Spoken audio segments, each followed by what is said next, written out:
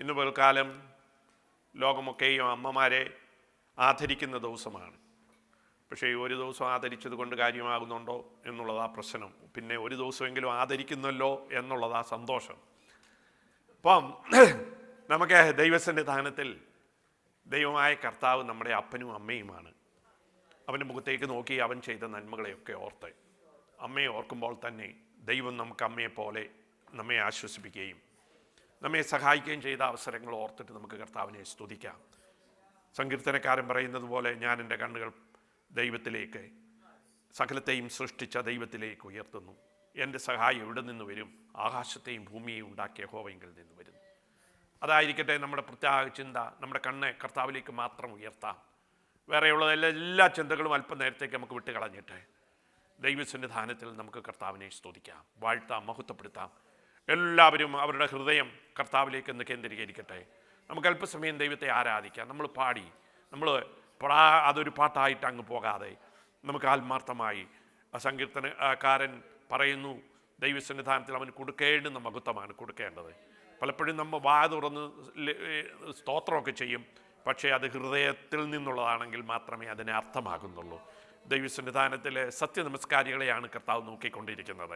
അതുകൊണ്ട് നമ്മുടെ ഹൃദയം കർത്താവിലേക്കൊന്ന് പകർന്നിട്ട് നമുക്ക് അല്പസമയം കർത്താവിനെ സ്തുതിക്കാം, വാഴ്ത്താം, മഹത്വപ്പെടുത്താം. എല്ലാവർക്കും കർത്താവിനെ ഒന്ന് സ്തുതിക്കാം അല്പസമയം. ഹല്ലേലൂയ. ദൈവമേ, ഞങ്ങൾ തന്നെ സ്തുതിക്കുന്നു. സകലത്തിനും ഉടയവനായ ദൈവം, സകലത്തിൻ്റെയും സൃഷ്ടിതാവായ ദൈവം, അവൻ കർത്താവാണ്, രാജാതി രാജാവാണ്. ആ സകലത്തിൻ്റെയും സൃഷ്ടിതാവ് മാത്രമല്ല, സകലത്തെയും തൻ്റെ ശക്തിയുള്ള വചനത്താൽ നിയന്ത്രിക്കുന്നവനുമാണ്. അതുകൊണ്ട് ഇന്ന് പകൽക്കാലം നമുക്കിവിടെ കടന്നു വരുവാൻ ആയിത്തീർന്നത് കർത്താവിൻ്റെ കൃപയല്ലാതെ വേറെ ഒന്നുമില്ല. ഇന്ന് പകൽക്കാലം അപകടത്തിൽ നിന്നും, അനർത്ഥത്തിൽ നിന്നും, കഷ്ടത്തിൽ നിന്നും നമ്മളെ വിടുവിച്ചിട്ട് സന്തോഷത്തോട് ദൈവസന്നിധാനത്തിൽ അല്പസമയം ചെലവഴിപ്പാൻ നമ്മെ കൂട്ടിവരുത്തിയ കർത്താവിൻ്റെ കൃപ എത്ര വലുതാണ്! എത്ര അപകടങ്ങളാണ് നമ്മുടെ ചുറ്റുമുണ്ടാകുന്നത്, എത്ര അനർത്ഥങ്ങളാണ് ചുറ്റുപാടും കാറ്റ് മുഖാന്തരം, മഴ മുഖാന്തരം, വെള്ളപ്പൊക്കം മുഖാന്തരം ഒക്കെ ഉണ്ടായിക്കൊണ്ടിരിക്കുന്നത്. അതിൻ്റെ നടുവിൽ നമ്മൾക്ക് ദൈവം തന്നത് അവൻ്റെ കൃപ മാത്രമാണ്, കരുണ മാത്രമാണ്, അവൻ്റെ നമ്മളോടുള്ള പരിപാലനം മാത്രമാണ്. അതുകൊണ്ട് നമുക്ക് എല്ലാവർക്കും ദൈവത്തെ ഒന്ന് സ്തുതിക്കാം. Hallelujah, hallelujah. ഞങ്ങൾ തന്നെ സ്തുതിക്കുന്നു കർത്താവേ, ഞങ്ങൾ തന്നെ വാഴ്ത്തുന്നു, ഞങ്ങൾ തന്നെ വണങ്ങുന്നു, വാഴ്ത്തുന്നു. കർത്താവേ, നീ മാത്രമാണ് സ്തോത്രത്തിനും സ്തുതിക്കും യോഗ്യൻ. ഉന്നതനും കർത്താവെ വാഴ്ത്തപ്പെട്ടവനുമായവനെ ഞങ്ങൾ തന്നെ പുകഴ്ത്തുന്നു. ഏകനായി മഹാത്ഭുതങ്ങളെ ചെയ്യുന്നവൻ, വലിയവനാണെങ്കിലും നമ്മുടെ അരികിലേക്ക് ഇറങ്ങി വരുന്ന ദൈവം, താഴ്മയുള്ളവരെ ഓർക്കുന്നൊരു ദൈവം. അവൻ്റെ അടുക്കലേക്ക് നിങ്ങൾ കടന്നു ചെല്ലുവീൻ, അവൻ നിങ്ങളോട് അടുത്ത് വരുമെന്ന് യാക്കോബ് പറഞ്ഞിരിക്കുന്നു. ഇന്ന് പ്രഭാതത്തിൽ നമുക്ക് ഉണരുവാൻ, ഇതുവരെയും കർത്താവിൻ്റെ കൃപയിലായിരിക്കാൻ കർത്താവ് ഇടയാക്കി. നാം ആത്മാർത്ഥമായി അവൻ്റെ സന്നിധാനത്തിലേക്ക് എന്നാൽ അവൻ നമ്മുടെ അടുക്കലേക്ക് കടന്നു വരും. നിങ്ങൾക്ക് ദൈവ സാന്നിധ്യം വേണോ? ഒറ്റ കാര്യമേ ഉള്ളൂ, അങ്ങോട്ട് ചെല്ലുക, അപ്പോൾ അവൻ ഇങ്ങോട്ട് വരും. നോക്കിക്കുക, മുടിയൻപുത്രൻ അവൻ ദൂരമെന്ന് കണ്ടപ്പോഴേ അവൻ ഓടിയെത്തുകയാണ്. നിന്നെ കാണുന്ന നിമിഷത്തിൽ, നിന്റെ ഹൃദയത്തിൻ്റെ ആഗ്രഹങ്ങൾ കാണുന്ന നിമിഷത്തിൽ തന്നെ ദൈവം നമ്മുടെ അരികിലേക്ക് വന്നിട്ട് നമ്മെ കടാക്ഷിക്കുന്നവനാണ്. ശിഷ്യന്മാരെ മിണ്ടാതിരിക്കാൻ പറഞ്ഞാലും യേശു അവന് വേണ്ടി നിൽക്കുന്നത്, ആ കുരുടന് വേണ്ടി നിൽക്കുന്നത് നമുക്ക് കാണുവാൻ കഴിയുന്നുണ്ട്. ആരുടെയും തടസ്സങ്ങൾ നോക്കാറില്ല. അമ്മമാർ കുഞ്ഞുങ്ങളെ കൊണ്ട് വന്നപ്പോൾ ശിഷ്യന്മാർ വിലക്കി എന്നാ പറഞ്ഞിരിക്കുന്നത്. അതൊന്നും മൈൻഡ് ചെയ്യാതെ കുഞ്ഞുങ്ങളെ എടുത്ത് മാർവോട് ചേർത്ത് അനുഗ്രഹിക്കുന്ന ഒരു കർത്താവിനെയാണ് വേദപുസ്തകം വിവരിക്കുന്നത്. അതുകൊണ്ട് നീ ആത്മാർത്ഥമായി അവന്റെ അടുക്കൽ കടന്നു വന്നാൽ ഒരു ശക്തിക്ക് നിന്നെ തടഞ്ഞു നിർത്തുവാൻ കഴിയുകയില്ല. ദൈവത്തിന്റെ അനുഗ്രഹം നിനക്ക് പ്രാപിപ്പാൻ കഴിയും. ഇന്ന് പകൽക്കാലം ആ അനുഗ്രഹം പ്രാപിച്ചിട്ട് നമ്മൾ ഇവിടുന്ന് കടന്നു പോകാവൂ. അതവന്റെ വാഗ്ദാനമാണ്, അതവന്റെ വിശ്വസ്തതയാണ്. ഒരു നാൾ നമ്മെ കൈവിടുകയും ഉപേക്ഷിക്കുകയുമില്ല. നീ ഭയപ്പെടേണ്ട, ഞാൻ നിന്റെ ദൈവമാകുന്നു, ഞാൻ നിന്നോട് കൂടെയുണ്ട്, ഞാൻ നിന്നെ താങ്ങുമെന്ന് പറഞ്ഞ കർത്താവ് നമ്മുടെ വീഴ്ചയിലെ, നമ്മുടെ പരാജയത്തിൽ നമ്മെ കടാക്ഷിച്ച് ഇന്നുവരെയും കൂട്ടി വരുത്തിയ ദൈവം എത്ര മഹാനാണെങ്കിലും നമ്മുടെ അരികിൽ, നമ്മുടെ എളിയവരുടെ അടുക്കലേക്ക് കടന്നു വന്ന് നമ്മെ കടാക്ഷിക്കുന്ന ഒരു ദൈവം.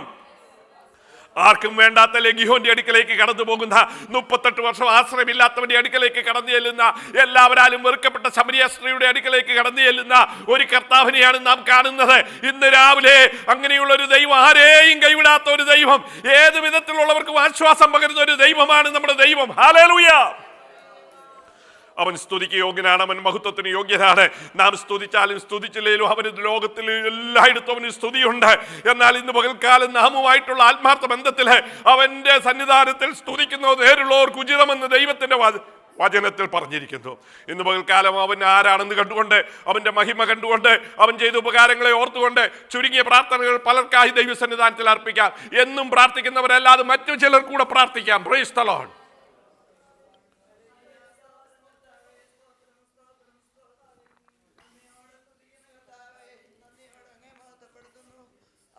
പാദപീഠത്തിലേക്ക് അടിയങ്ങൾക്ക് അടുത്ത് വന്ന് സഭയായ ഞങ്ങളുടെ മുഖത്തേക്ക് നോക്കുവാൻ സ്വർഗ്ഗവിടെയാക്കി കൃപയ്ക്കായിട്ട് കർത്താവെ നന്ദിയോടെ സ്തുതിക്കുന്നു.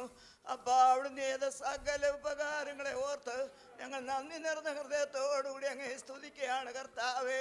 അപ്പാ ഞങ്ങൾക്ക് ദിവസം കടന്നു വരുവാനും അങ്ങയുടെ മുഖത്തേക്ക് നോക്കി ആത്മാവിൽ ബലപ്പെട്ട് ശക്തീകരിപ്പാൻ തക്കൊണ്ട് നീ കൃപ തരണമേ എന്ന് പ്രാർത്ഥിക്കുന്നു. ആത്മാവിൽ സത്യത്തിൽ ഞങ്ങൾ നിന്നെ ആരാധിക്കട്ടെ കർത്താവേ. ഒരിക്കൽ കൂടെ താഴ്ത്തി ഏൽപ്പിക്കുന്നു.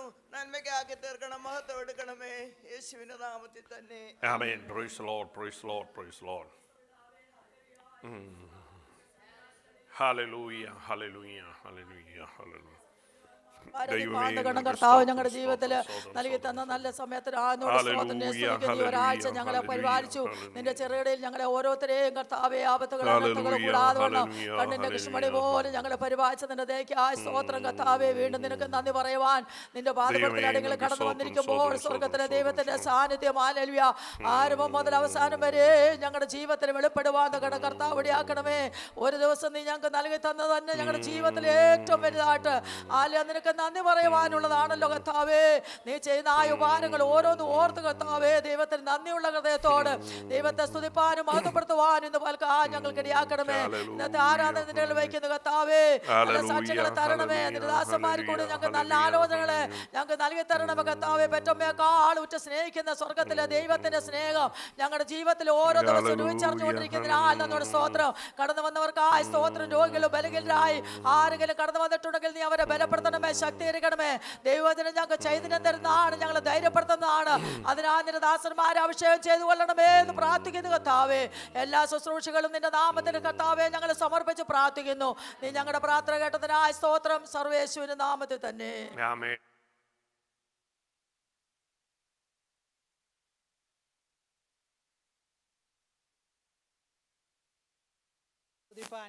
ഞങ്ങളെ നീ ആരോഗ്യത്തോടെ കൂട്ടിക്കൊണ്ടു വന്നുകൊണ്ട് ഞങ്ങൾ നന്ദിയോടെ സ്തോത്രം ചെയ്യുകയാണ്. ഞാൻ യഹോവയെ എല്ലാ കാലത്തും വാഴ്ത്തും. അവൻ്റെ സ്തുതി എപ്പോഴും എൻ്റെ നാവിന്മേലിരിക്കും. സങ്കീർത്തനക്കാരനോട് ചേർന്ന് പകൽക്കാലം കർത്താവിൻ്റെ നാമത്തെ ഉയർത്തുവാൻ ഞങ്ങൾക്ക് വന്ന ഭാഗ്യത്തിനായിട്ട് ഞങ്ങൾ നന്ദിയോടെ സ്തോത്രം ചെയ്യുകയാണ്, സ്തുതിക്കുകയാണ്. കർത്താവെ നീ നല്ലവനായിരുന്നു. കഴിഞ്ഞ ഒരാഴ്ച കാലം മുഴുവൻ കർത്താവെ ഞങ്ങളുടെ ക്ഷീണാവസ്ഥയിൽ ബലഹീനാവസ്ഥയിലെല്ലാം നീ ബലം പകർന്ന് ഞങ്ങളെ നടത്തി. അവിടുത്തെ വൻകൃപയോർത്ത് ഞങ്ങൾ നിന്നെ സ്തുതിക്കുകയാണ്, ആരാധിക്കുകയാണ്. നീ ഒഴികെ ഞങ്ങൾക്കൊരു നന്മയില്ല, അവനൊപ്പം പറയാനൊരാളുമില്ല, അവനെപ്പോലെ ആരാധ്യൻ ആരുമില്ല. കർത്താവെ സ്തോത്രം. ഞങ്ങളുടെ അനുഭവമായിരിക്കുന്നതിനാൽ ഞങ്ങൾ നിന്നെ സ്തുതിക്കുകയാണ്. ഇന്ന് പകൽക്കാലം ഞങ്ങളുടെ കർത്താവ് ഞങ്ങളെ സമ്പൂർണ്ണമായിട്ട് സമർപ്പിക്കുന്നു. കഴിഞ്ഞ ആഴ്ചയിൽ അവിടുത്തെ ഹൃദയത്തെ വേദനിപ്പിച്ച എല്ലാ കുറവുകളും ഞങ്ങളോട് ക്ഷമിക്കണം. അവിടുത്തെ പുണ്യരക്തത്താൽ ഒന്നുകൂടെ കഴുകി ഞങ്ങളെ ശുദ്ധീകരിച്ച് അവിടുത്തെ മനോഹരത്വം കണ്ട് സന്തോഷിച്ച് മടങ്ങിപ്പോകുവാൻ കർത്താവ് കൃപ ചെയ്താട്ടെ. പ്രാർത്ഥന കേട്ടതുകൊണ്ട് സ്തോത്രം ചെയ്യുന്നു. എല്ലാം ഞങ്ങൾക്ക് വേണ്ടി ജീവൻ വെടിഞ്ഞ യേശുവിൻ്റെ നാമത്തിൽ അപേക്ഷിക്കുന്നു. കൃപയുടെ കേൾക്കണം പിതാവേ. ആമേൻ. Praise the Lord, praise the Lord, praise the Lord.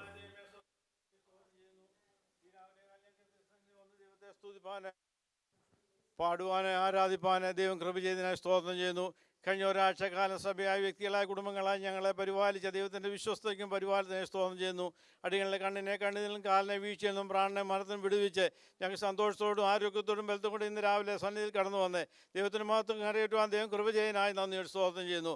ആരാധന അവിടുത്തെ കരങ്ങളെ ഏൽപ്പിക്കുന്നു. കടന്നിൻ്റെ മക്കളെല്ലാം അവിടുത്തെ കരങ്ങളെ ഏൽപ്പിക്കുന്നു. ഞങ്ങൾ അല്പസമയം ദൈവസന്നിധിയിലായിരിക്കുന്നത് ഞങ്ങൾക്ക് അനുഗ്രഹത്തിന് കാരണമാക്കി തീർക്കണേ പ്രാർത്ഥിക്കുന്നു. ഹാലലിയ സ്തോത്രം. കടന്നു വരാനുള്ളവരെ എത്രയും പെട്ടെന്ന് കൂട്ടി വരുത്തേണ് പ്രാർത്ഥിക്കുന്നു. ഇന്ന് വിവിധ സ്ഥാനങ്ങളിലായിരിക്കുന്നവരെ ഓർത്ത് പ്രാർത്ഥിക്കുന്നു. ഇന്ത്യയിലും മറ്റും ആയിരിക്കുന്ന ഓർത്ത് പ്രാർത്ഥന അവരെ എല്ലാം അവിടുന്ന് അനുഗ്രഹിക്കണമെന്ന് പ്രാർത്ഥിക്കുന്നു. ഹല്ലേലൂയ സ്തോത്രം. പ്രാർത്ഥന യാചനയും കേട്ടനായ സ്തോത്രം യേശുവിൻ്റെ നാമത്തിൽ തന്നെ ആമേൻ. Praise the Lord, praise the Lord, praise the Lord, praise the Lord, praise the Lord. Glory, glory, glory. കർത്താവെ ഞങ്ങൾക്ക് ഓരോ അവസരം തിരുനാമഹത്വത്തിനായിട്ട് ജീവിപ്പാൻ ഞങ്ങളെ സഹായിച്ചുകൊണ്ടിരിക്കുന്നതിൽ അങ്ങ് സ്തുതിക്കുന്ന കർത്താവെ. സ്തുതികൾക്ക് യോഗ്യനായ അപ്പച്ച, കോടാനുകോടി ദൂതന്മാരുടെ സ്തുതികൾ മേൽ വസിക്കുന്ന അപ്പച്ച, സ്രാഫുകൾ കർത്താവെ രണ്ടുകൊണ്ട് മുഖം മൂടി രണ്ടുകൊണ്ട് പാദം മറിച്ച് രണ്ടുകൊണ്ട് പറഞ്ഞങ്ങി ആരാധിച്ചുകൊണ്ടിരിക്കുമ്പോൾ അടിയങ്ങൾക്കും അതിന് കൃപ തന്നല്ലോ കർത്താവെ നിന്നെ സ്തുതിപ്പാനായിട്ട്. അപ്പൻ്റെ നാമം നാവിലെടുപ്പാൻ തന്ന കൃപയ്ക്കായിട്ട് അങ്ങ് സ്തുതിക്കുന്ന കർത്താവെ. തിരുനാമഹത്വത്തിനായിട്ട് ജീവിപ്പാൻ ഞങ്ങളെ ഓരോരുത്തരെയും സഹായിക്കുമാറാണെന്ന് പ്രാർത്ഥിക്കുന്ന കർത്താവെ. കൃപയാൽ ഞങ്ങളെ നിറയ്ക്കണമേ. സകലതും ക്രിസ്തുയേശുവിൻ്റെ നാമത്തിൽ താഴ്മയും എന്നെ അപേക്ഷിക്കുന്നു, കേൾക്കുമാറാകണമേ. ആമേൻ. നല്ല ദേവനേ ഞങ്ങളെല്ലാവരെയും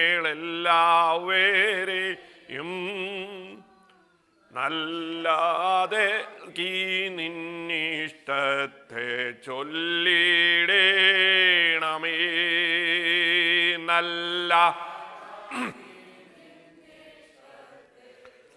ലീടേണമേ സന്താതം സാദാ ഞങ്ങൾ ചിന്തയിൽ വാഴാൻ സന്തോഷത്തെ ഞങ്ങൾക്കിന്നു ദാനം ചെയ്യുകേ സന്തോഷത്തെ ഞങ്ങൾക്കിന്നു ദാനം ചെയ്യുകേ പച്ചാമേച്ചിലിൽ ഞങ്ങൾ മേഞ്ഞിടുവാനായി മെച്ചമായാകാരത്തെ നീ നൽകിടേണമേ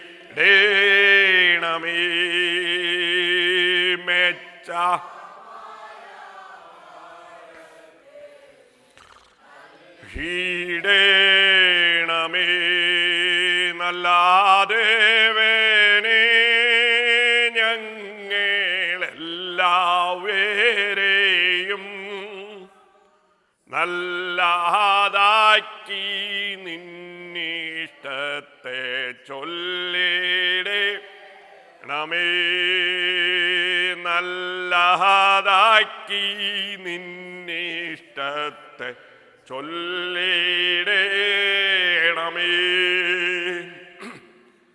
ഞാനൊരു പാട്ടുകാരനൊന്നുമല്ല, പക്ഷെ ഇന്ന് ഞാൻ പാടിയതിനൊരു കാരണമുണ്ട്. അത് വേറെ ഒന്നുമല്ല, ഇവിടെ ഇരിക്കുന്ന എല്ലാവരും വീട്ടിൽ പ്രാർത്ഥിക്കുന്നവരൊക്കെ ഒന്ന് കൈപൊക്കിക്കേ. ബാക്കിയുള്ളവർ പ്രാർത്ഥിക്കുന്നില്ലേ? എന്നാൽ നിങ്ങളെ ഞാൻ ഇനി പ്രാർത്ഥിപ്പിക്കാൻ പഠിപ്പിക്കാൻ പോകുകയാണ്. എനിക്ക് പാടാമെങ്കിൽ നിങ്ങൾക്ക് പ്രാർത്ഥിക്കുകയും ചെയ്യാം പരസ്യമായിട്ട്. അതിനാണ് ഞാൻ പാടിയത്. ഇവിടെ പാട്ടുകാരൊക്കെ ഉണ്ട്, അവരുടെ മുമ്പിൽ ഞാനൊന്നുമില്ല. പക്ഷേ നമ്മൾ ദൈവത്തെ കേൾപ്പിക്കാനാണ് പാടുന്നത്. നിങ്ങളെ കേൾപ്പിക്കാനാണ് എനിക്ക് പാടുമ്പോൾ ലജ്ജയാണ് വരേണ്ട. കാരണം മറ്റുള്ളവർ നന്നായി പാടുന്നു, അതിനു മുമ്പേ നമ്മൾ പാടിയാൽ നമ്മുടെ സ്വരം ശരിയല്ല. പക്ഷെ ദൈവമാണ് കേൾക്കുന്നതെങ്കിൽ യേശുദാസ് വേണ്ട, മർക്കോസ് വേണ്ട, നമുക്കൊക്കെ പാടാം. കാരണം എന്താ പറഞ്ഞേക്കുന്നതെന്നറിയോ? നിങ്ങൾ ആത്മാവ് നിറഞ്ഞവരായി സങ്കീർത്തനങ്ങളാലും സ്തുതികളാലും ആത്മീയ ഗീതങ്ങളാലും തമ്മിൽ ഹൃദയത്തിൽ പാടിയും തമ്മിൽ പ്രബോധിപ്പിക്കാനുമാണ്. അപ്പോൾ ഇനി ഞാനൊരു അസൈൻമെൻ്റ് ഉണ്ടാക്കാൻ പോവുകയാണ്, പ്രാർത്ഥിക്കാൻ. ബാക്കിലുള്ളവർക്കാണ് ആദ്യം വരാൻ പോകുന്നത്. അവരുടെ പേര് വിളിക്കുക. ഇനി ഒരു നിർവാഹമില്ല. പ്രാർത്ഥിക്കാൻ പറഞ്ഞാൽ 2 പേർക്ക് അത് തന്നെ വലിയ ബുദ്ധിമുട്ടായി. പഴയ കാലത്ത് വണ്ടി സ്റ്റാർട്ട് ചെയ്യാൻ ഇങ്ങനെ തിരിക്കുന്ന ഞാൻ കണ്ടിട്ടുണ്ട് ചെറുപ്പത്തിൽ. അതിൻ്റെ മുന്നിൽ കൊണ്ട് എന്തോ ചെയ്യും, ഒരു കമ്പി ഇട്ടിട്ടിങ്ങനെ തിരിക്കും. അതുപോലെയാണ് നമ്മുടെ പ്രാർത്ഥന പലപ്പോഴും. പക്ഷേ നമുക്ക് നന്ദിയുള്ള ഹൃദയമുണ്ടെങ്കിൽ ഏത് സമയത്തും നമ്മൾ പ്രാർത്ഥിക്കാൻ ഒരുങ്ങിയിരിക്കണം. അതുകൊണ്ട് ഒരു അസൈൻമെൻറ്റ് പോലെ ആയിരിക്കും ഇനി ഞാൻ ഇവിടെ പ്രാർത്ഥിക്കാത്തവരുടെ എല്ലാം ഞാൻ പേര് വിളിക്കാൻ പോകുകയാണ്. ഓക്കെ, നമുക്ക് ഇന്നത്തെ ദൈവവചന ചിന്തയ്ക്ക് വേണ്ടി നമുക്കൊരു വാക്യം വായിക്കാം. റോമാലേഖനം 16-ാം അധ്യായത്തിൻ്റെ 13-ാം വാക്യം. Romance chapter 16:13. വളരെ കാര്യമായ ഒരു വാക്യമാണ് എൻ്റെ ഹൃദയത്തിൽ സ്പർശിച്ചത്.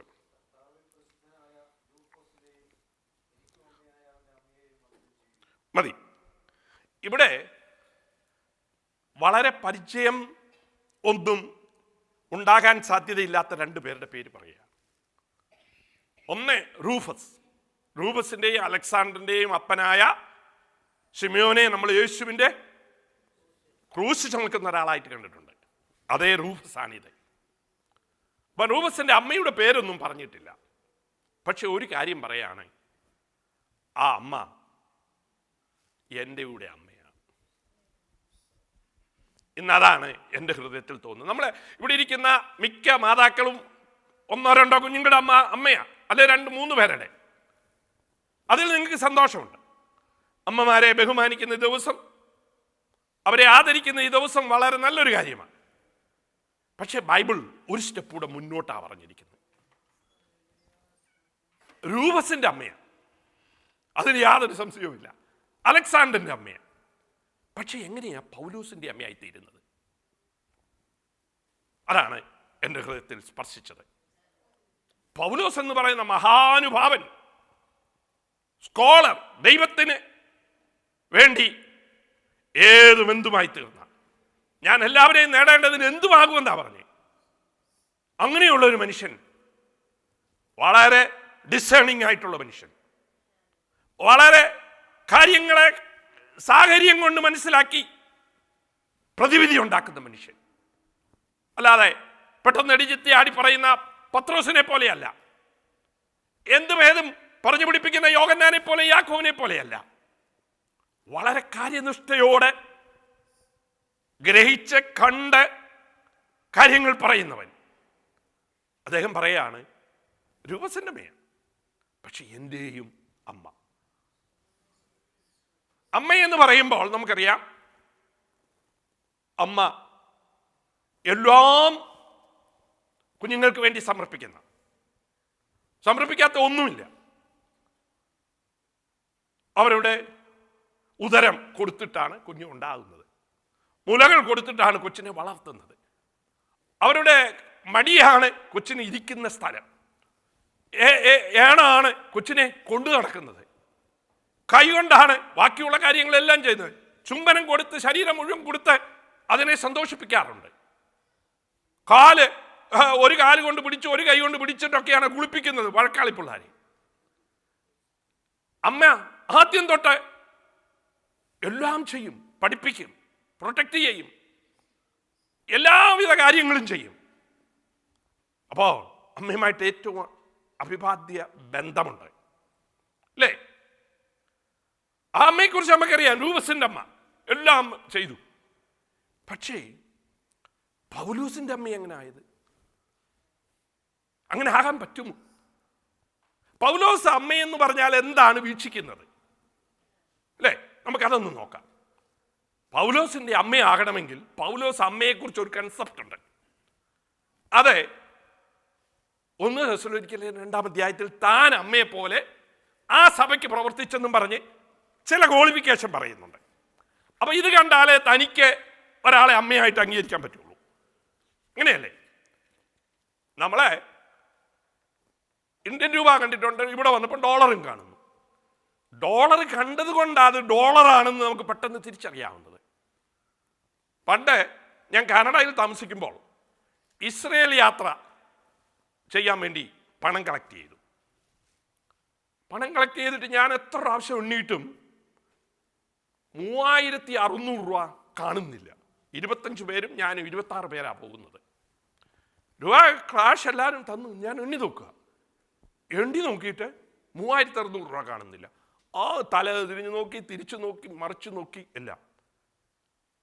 അവസാനം തന്ന ആളോട് ഞാൻ പറഞ്ഞു, ഇതെന്താ എനിക്ക് അറിയത്തില്ല, ഞാൻ എണ്ണി നോക്കിയിട്ട് കാണുന്നില്ല. അദ്ദേഹം എണ്ണിയപ്പോൾ ഉണ്ട്. ഞാൻ 1000-ൻ്റെ നോട്ട്, കനേഡിയൻ നോട്ട് ആദ്യമായിട്ടാണ് കണ്ട. അത് 100 രൂപ പോലെ ഇതന്നെ ഇരിക്കുക. കളറ് ഒരു ചെറിയ ഡിമ്മേ ഉള്ളൂ, ബാക്കിയൊക്കെ സെയിമാണ്. ഞാൻ കണ്ടിട്ടേ ഇല്ല. അപ്പൊ ഞാനത് എണ്ണിയെങ്കിലും അത് 1000 ആണെന്നെ ലിസ്റ്റിൽ പെടുന്നില്ല. 100 ആണെന്നോർത്ത് 100 4 രൂപ ആയപ്പോൾ 400, 3600 കണ്ടില്ല. എൻ്റെ കാരണം അത് ഞാൻ കണ്ടിട്ടില്ല, കേട്ടിട്ടില്ല, അറിഞ്ഞിട്ടില്ല. പക്ഷെ കണ്ടു കഴിഞ്ഞാൽ ഇനി രണ്ടാമത് അബദ്ധം പറ്റുമോ? അപ്പോൾ പൗലോസ് തൻ്റെ അമ്മ ആരാണെന്ന് ഒരു കാഴ്ചപ്പാടുണ്ട്, അറിയാം ആരെ ആയിരിക്കും അമ്മയെന്ന് വിളിക്കുന്നത്.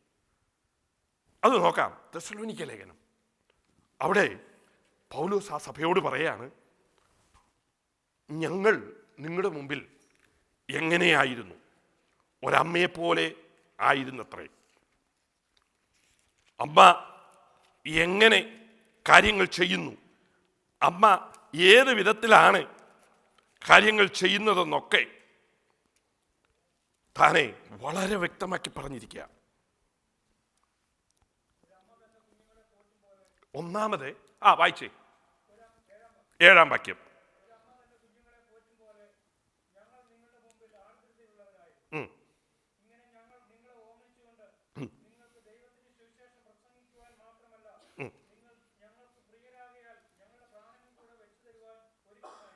മതി. അതിനുവേണ്ടി താൻ അധ്വാനിക്കുകയും പ്രയാസപ്പെടുകയും ഒക്കെ ചെയ്തു എന്ന് അടുത്ത വാക്യത്തിലുമുണ്ട്. അപ്പോൾ ഇവിടെ കാര്യങ്ങളൊന്ന് ശ്രദ്ധിച്ചേ. ഒന്നാമത്, നിങ്ങൾ ആരായിരുന്നു? ഞങ്ങൾക്ക് പ്രിയരായിരുന്നു. അമ്മമാരുടെയും ഭാര്യമാരുടെയും ക്വാളിറ്റി പറയുമ്പോൾ അപ്പോസ്തലനായ പൗലോസ് പറയുന്നുണ്ട്, പുത്രപ്രിയരായിരിക്കണം, ഭർത്തൃപ്രിയരും പുത്രപ്രിയരുമായിരിക്കണം.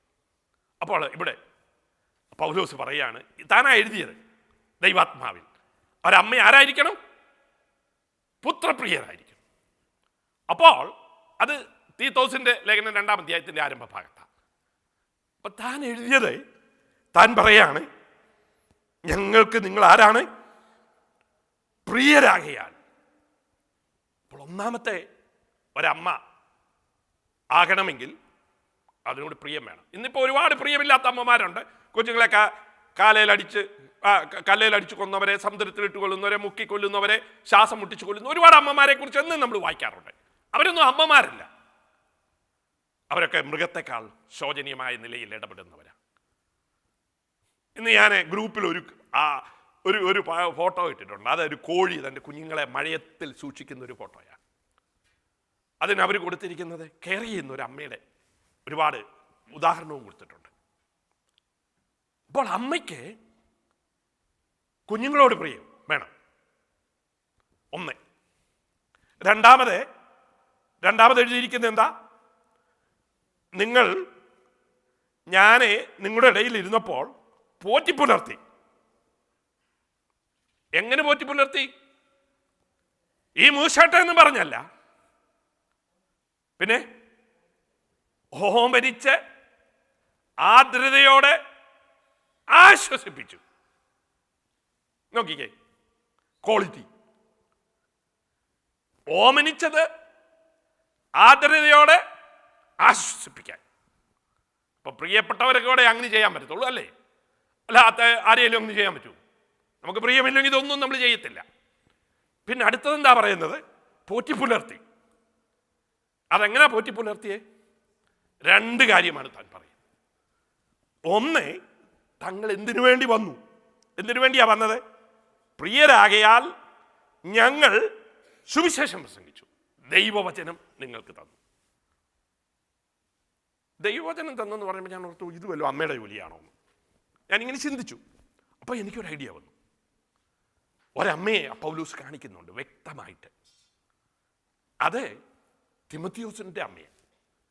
എന്നിട്ട് പറയാ, നീ ബാല്യം മുതൽ പഠിച്ചും നിശ്ചയം പ്രാപിച്ചിരിക്കുന്ന ദൈവവചനം.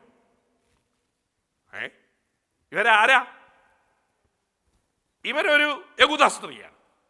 ഇവരുടെ ഭർത്താവ് ഒരു യവനനാണ്. നിങ്ങൾ അപ്പോസ്തലപ്രവൃത്തി 16-ാം അധ്യായത്തിന്റെ ആരംഭ ഭാഗത്ത് ആ ചരിത്രമുണ്ട്. അപ്പൊ നമ്മൾ പറയും, സാഹചര്യമൊക്കെ കഴിഞ്ഞിട്ട് എൻ്റെ ഭർത്താവ് ഗുണമില്ല അതുകൊണ്ടാണ് ഇങ്ങനെന്ന് പറയുന്ന ഒരുപാട് അമ്മമാരെ ഞാൻ കണ്ടിട്ടുണ്ട്. അല്ലെ എൻ്റെ ഭാര്യ ശരിയില്ല അതുകൊണ്ടാണ് എൻ്റെ പിള്ളേർ ഇങ്ങനെ ആയെന്ന് പറയുന്നത്, അല്ലേ? പക്ഷേ ഇതാരാ? ഒരു യവനൻ, ഒരു ദൈവവചനവും അറിയത്തില്ല, പരിച്ഛേദന ചെയ്തിരുന്നില്ല. കാരണം അയാൾ വളരെയധികം കാര്യമായി നിർബന്ധിച്ചിരുന്നു.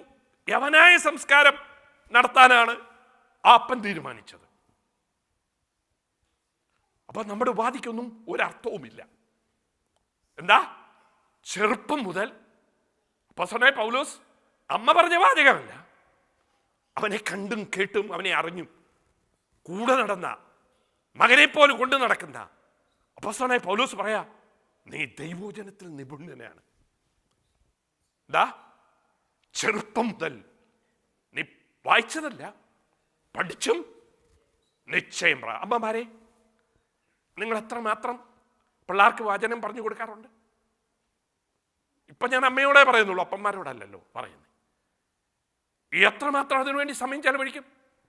എത്ര നേരം നിങ്ങൾ അവരെ പിടിച്ചിരുത്തി പ്രാർത്ഥിക്കും? നിങ്ങൾ പ്രാർത്ഥിക്കുന്നത്, നിങ്ങൾ വചനം ധ്യാനിക്കുന്നത് അവരെന്ന് കണ്ടിട്ടുണ്ട്?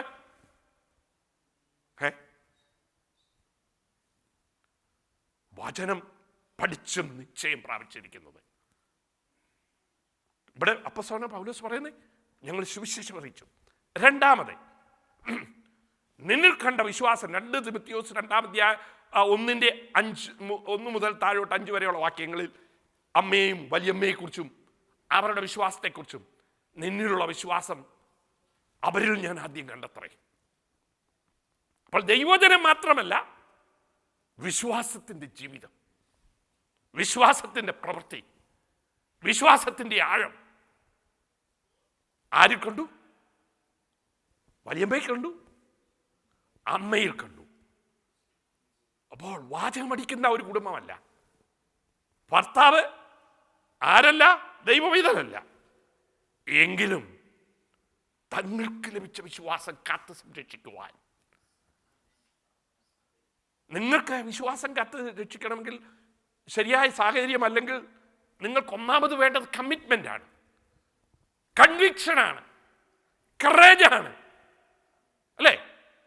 കൺവിക്ഷൻ ഇല്ലെങ്കിൽ ഒരു കുഴപ്പമില്ല, എന്തും ഏതും എപ്പോഴും ചെയ്യാം. കൺവിക്ഷൻ ഇല്ലാത്തവരാ റിലേറ്റിവിസം പ്രസംഗിച്ച് നടക്കുന്നത്. എന്ന് വെച്ചാൽ സാഹചര്യത്തിനനുസരിച്ച് എന്തുമാകുക. റിലേറ്റിവിസം എന്നൊക്കെ പുതിയ ഫിലോസഫി ഉണ്ടായതാ. പക്ഷെ പണ്ട് നമ്മുടെ നാട്ടിൽ പഠിച്ചാലുണ്ട്, ചേരത്തിൽ നിന്ന് നാട്ടിൽ ചെന്നാൽ നടുത്തുണ്ടെന്ന് തിന്നണം, റോമിൽ ചെന്നാൽ റോമക്കാരനെ പോലെ ആക്ട് ചെയ്യണമെന്ന്. അത് പുതിയതായിട്ട് അവരൊരു ഫിലോസഫി കൊണ്ടുവന്നേ ഉള്ളൂ. പക്ഷേ ഇതൊക്കെ പണ്ടേ ഉള്ളതാ.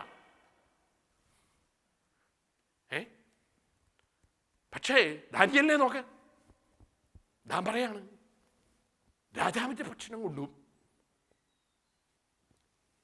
അവൻ്റെ സൗകര്യങ്ങൾ കൊണ്ട് ഞാൻ എന്നെ തന്നെ അശുദ്ധനാക്കയില്ല. അപ്പോൾ താൻ വിശുദ്ധനാണെന്നും എന്ത് തന്നെ അശുദ്ധനാക്കുമെന്നും കൺവിക്ഷൻ ഉണ്ടായിരുന്നു. അത് തുറന്നു പറവാൻ കറേജ് ഉണ്ടായിരുന്നു. അവർക്കറിയാതെ വന്നപ്പോൾ പറഞ്ഞു, ഞങ്ങൾക്ക് പച്ചവെള്ളവും പച്ചക്കറിയും തന്നാ മതി. കറേജ് മാത്രമല്ല, കമ്മിറ്റഡ് ആയിരുന്നു. അല്ലേ? നമ്മുടെ ജീവിതത്തിൽ നാം പലപ്പോഴും വിശ്വാസത്തിൻ്റെ പദ്ധതികൾ പറഞ്ഞു പിടിപ്പിക്കും, പക്ഷെ ജീവിതത്തിൽ അപ്ലൈ ചെയ്യത്തില്ല. നമ്മൾ ആരെ കുറ്റം പറയും? പിള്ളേരെ കുറ്റം പറയും, അപ്പനെ കുറ്റം പറയും, ഭർത്താവിനെ കുറ്റം പറയും, അമ്മയെ കുറ്റം പറയും, ഭാര്യയെ കുറ്റം പറയും. നമ്മുടെ കുറ്റം കണ്ടുപിടിക്കുകയില്ല. ഞാൻ പുണ്യവതി, പുണ്യവാൻ, എന്നിൽ ഒരു കുറ്റവുമില്ല. അല്ലേ? ഞാൻ ഓക്കെ, അതാണ് നമ്മുടെ ചിന്താഗതി. പക്ഷെ പൗലോസ് പറയാണ്, അവരെ ശരിയായ അമ്മയായിരുന്നെന്ന്. ദൈവവചനം മാത്രമല്ല, വിശ്വാസവും കൈമാറി. ഈ മനുഷ്യൻ ആരാ? പൗലോസിന്റെ ഭാഷ കണ്ടാൽ നിങ്ങൾക്കറിയാം എത്രമാത്രം ശ്രേഷ്ഠനായിരുന്നെന്ന്. തിമോത്തിയോസിനെ മാത്രമേ പൗലോസ് വിളിച്ചിട്ടുള്ളൂ ഓ ദൈവത്തിൻ്റെ മനുഷ്യനെ. 2 പ്രാവശ്യം പറഞ്ഞിരിക്കുക. 1-ാം ലേഖനത്തിൽ 6-ാം അധ്യായത്തിന്റെ 11-ാം വാക്യത്തിൽ നീയോ ദൈവത്തിൻ്റെ മനുഷ്യനായുള്ളവൻ. പ്രായമുള്ള അപ്പച്ചൻ യൗവനക്കാരനെ നോക്കിയിട്ട് പറയാണ്, നീ ദൈവത്തിൻ്റെ മനുഷ്യനാണ്. 2-ാം ലേഖനം എഴുതി അവസാനിപ്പിക്കും പറയാ, ഇങ്ങനെയാണ് ദൈവമനുഷ്യൻ സകല സൽപ്രവൃത്തിയിലും തികഞ്ഞവനാകുന്നത്. 2 പ്രാവശ്യം 2 ലേഖനത്തിൽ. ഫിലിപ്പിയ ലേഖനത്തിൽ ഫിലിപ്പിയരോട് പറയാ, അവനെ പോലെ തത്തുല്യനായ ഒരുവനെ ഞാൻ ഇന്ന് വരെ കണ്ടിട്ടില്ലെന്ന്. 17-ാം വാക്യം തൊട്ട് വായിച്ചു നോക്ക്, 2-ാം അധ്യായത്തിന്റെ 17 തുടങ്ങി. എന്താ നിങ്ങൾ ആ പിക്ചർ ഒന്ന് നോക്കിക്കേ. ദൈവവചനത്തിൽ ആസ്പദമായി പഠിച്ച നിശ്ചയം പ്രാപിച്ച് വിശ്വാസത്തിന്റെ പ്രമാണം ജീവിതത്തിന്റെ ഭാഗമാക്കി ജീവിക്കുന്ന മനുഷ്യൻ ദൈവമനുഷ്യനായി മാറും. അവൻ നിസ്തുല്യനായി, അവനെ പോലെ പറയാൻ ഒരു സ്ഥാനത്ത് നമുക്ക് ഏൽപ്പിക്കാൻ വേറെ ഒരുത്തനില്ല എന്ന് പൗലോസ് പറയാണ്. അതുല്യൻ, വേറെ ഒരു മനുഷ്യനെ കുറിച്ച്, ഒരു യൗവനക്കാരനെ കുറിച്ച് പറയാ, വേറെ ഒരുത്തനെയും ഞാൻ കണ്ടില്ല. അത്രേ ബാക്കിയുള്ളവരൊക്കെ സ്വന്തം കാര്യം നോക്കുമ്പോൾ അവനോ ക്രിസ്തുവിന്റെ കാര്യം നോക്കുന്നു, എന്റെ കാര്യം നോക്കുന്നു. എന്താ? അതെ, ഒരമ്മയുടെ ഗുണമാണത്രേ, വലിയമ്മയുടെ ഗുണമാണത്രേ. അപ്പോൾ അവൻ ദൈവത്തിൻ്റെ മനുഷ്യനായി മാറി. അവന് തുല്യത പറവാൻ വേറെ ആൾക്കാരില്ലാത്തതുപോലെയാക്കി തീർത്തു. അപ്പോൾ ഒരമ്മയ്ക്കും വലിയമ്മയ്ക്കും ഇൻഫ്ലുവൻസ് ചെയ്യാൻ എത്ര കഴിയുമെന്ന് പൗലോസ് പറയാം. അപ്പോൾ സുവിശേഷം ഞങ്ങൾ നിങ്ങൾക്കൊരമ്മയെപ്പോലെ തന്നു. അതാ പൗലോസിൻ്റെ വാദം. അതുകൊണ്ടാണ് ഞാൻ ഈ തിമോത്തിയോസിൻ്റെ അമ്മമാരെ കൊണ്ടുവന്നത്. സുവിശേഷം, ദൈവവചനം, ദൈവത്തിൻ്റെ പ്രിൻസിപ്പിൾ ഒക്കെ കൊണ്ടുവന്നാൽ അവരാരായി മാറും, എങ്ങനെയായിത്തീരുമെന്ന് മൗഢ ഉദാഹരണമാണ് തീമോത്തിയോസ്. എന്നിട്ട് എന്താ പറയുന്നത് പൗലോസ്? അവിടെ കൊണ്ട് നിർത്തിയില്ല. അതുമാത്രമല്ല, സുവിശേഷം മാത്രമല്ല, പിന്നെന്തോ ചെയ്തു? ഞങ്ങളെ തന്നെ ഒരു ഇതും വെച്ചില്ല, യാതൊരു ബൗണ്ടറിയും വെച്ചില്ല. ഞങ്ങൾ പ്രാണനെ പോലും തരുവാൻ ഞങ്ങൾക്ക് ഒരുക്കമായിരുന്നു. ഞങ്ങളുടെ ജീവിതത്തിന് ഞങ്ങൾ പ്രാധാന്യം കൽപ്പിച്ചില്ല. ഒരമ്മയുടെ ജീവിതമാണ് പറയുന്നത്. ഞങ്ങൾ അമ്മയെപ്പോലെയാണ്. ഞങ്ങളുടെ ജീവിതത്തിന് സെക്കൻഡറി സ്ഥാനമേ ഉള്ളൂ. കുഞ്ഞുങ്ങളുമായി നോക്കുമ്പോൾ അവർക്ക് വേണ്ടി ഏതുമാകുന്ന, ജീവനെ കൊടുക്കുന്ന. നിങ്ങൾ കണ്ടിട്ടില്ലേ? ഞാൻ പലപ്പോഴും കണ്ടിട്ടുണ്ട്. കൊച്ചുമാനെ രക്ഷിക്കാൻ അമ്മ സിംഹത്തിന് ബലിയാകുന്നത്. കാരണം കുഞ്ഞിനെ രക്ഷിക്കാൻ. വലിയ സർപ്പത്തോടെ കോഴി, വലിയ സർപ്പവും, ഈവൻ നമ്മുടെ ഈഗിളിനോട് വരെ, ഈഗിൾ വലിയ ആടിനെ പൊക്കിക്കൊണ്ട് പോകുന്നത് കാണാം, കുറുക്കനെ പൊക്കിക്കൊണ്ട് പോകുന്നത് കാണാം.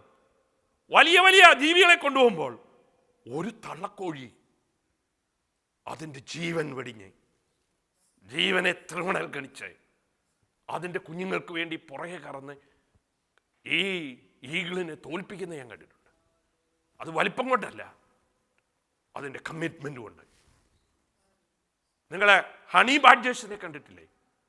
സിംഹത്തിൻ്റെ എതിരെ അത് ഗുസ്തി ചെയ്യുന്നുണ്ട്. ഇച്ചിരിയേ ഉള്ളൂ. നമ്മുടെ ഈ പോസം പോലെയൊക്കെ ഉള്ളൂ. പോസത്തെ കളിച്ചിലൂടെ വലുതാണ്. പിന്നെ കൂടി വന്ന റാക്കൂൺ പോലെയൊക്കെ ഉള്ളൂ. അത് സിംഹത്തോടും കരടിയോടും പുലിയോടും പിന്നെ കടുവായോടും ഒക്കെ ഗുസ്തി പിടിക്കുന്നതാണ്. അതിനെ ഭയങ്കര കമ്മിറ്റഡാണ് അതിൻ്റെ കൊച്ചുങ്ങളെക്കുറിച്ചും എല്ലാത്തിനെക്കുറിച്ചും. ഇതാണ് പൗലോസ് ഇവിടെ പറയുന്നത്. ഞങ്ങളെ തന്നെ വെറുത്ത്, ഞങ്ങളെ തന്നെ തരുവാൻ അമ്മയെപ്പോലെ ഞങ്ങൾ ആഗ്രഹിച്ചു. അപ്പോൾ ഈ ക്വാളിറ്റി ആരിൽ കണ്ടു കാണും? അതാണ് നമ്മുടെ വിഷയം. ആരില്ല? റൂഫസിന്റെ അമ്മയിൽ കണ്ടതുകൊണ്ട് അവരെ ഇങ്ങനെ അഡോപ്റ്റ് ചെയ്യുകയാണ് എൻ്റെ അമ്മയായിട്ട്. അപ്പൊ അമ്മയെപ്പോലെ ആക്ട് ചെയ്യുന്ന തനിക്ക് ആരെയും കണ്ട അമ്മയാക്കാറില്ല. എൻ്റെ അമ്മ കുറച്ച് നാൾ മുമ്പേ മരിച്ചു പോയതാണ്. ഞാൻ എൻ്റെ അമ്മയുടെ കൂടെ 10-15 വർഷം വരെ ജീവിച്ചിട്ടുള്ളൂ. പിന്നെ 3 ദിവസം, 5 ദിവസം, 7 ദിവസം, അതിൽ കൂടുതലൊന്നും ഒരിക്കലും താമസിച്ചിട്ടില്ല. ഞാൻ വീട്ടിൽ ചെല്ലുമ്പോൾ അമ്മ എന്നെ ഇങ്ങനെ എല്ലാം കഴിപ്പിക്കാൻ വേണ്ടി ശ്രമിക്കും. പലപ്പോഴും ആ ചെല്ലുന്നത് ശുചിയുടെ വിലയുടെ ഇടയ്ക്ക് ഒന്ന്. അപ്പം നമുക്കൊരു 10 പേർക്ക് തിന്നാനുള്ളത് ഇങ്ങനെ കോരിയിടാൻ തുടങ്ങും. ഞാൻ അമ്മയോട് വഴക്കുണ്ടാക്കിയിട്ടുള്ള അതിനു വേണ്ടി മാത്രമാണ്. എന്തിനാ? അത് തിന്ന് ഇത് തിന്നെന്നും പറഞ്ഞ് എത്ര തിന്നാലും മതി വരുത്തത്തില്ല. അമ്മ മരിച്ചു. ഞാൻ വളരെ ചുരുക്കം അമ്മമാർക്ക് ഉമ്മ കൊടുത്തിട്ടുള്ളൂ. മരിക്കുമ്പോൾ കൊടുക്കുന്ന കാര്യമല്ല, എല്ലാവരെയും കളിപ്പിക്കാൻ വേണ്ടി കാണിക്കുന്നു. അല്ലേ? ജീവനോടുകൂടെ ഇരിക്കുമ്പോൾ നമുക്കിഷ്ടപ്പെട്ട, നമുക്ക് ചേരുന്ന, അമ്മയെപ്പോലെ കരുതാവുന്ന അപൂർവം പേർക്ക്.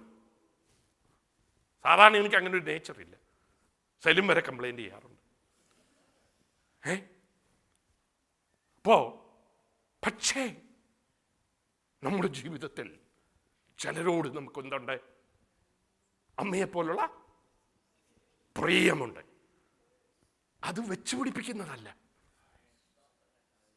അത് നമ്മളിവിടെ ഇടപെടുന്ന രീതി, കരുതുന്ന രീതി, നമുക്ക് വേണ്ടി സംസാരിക്കുന്ന രീതി.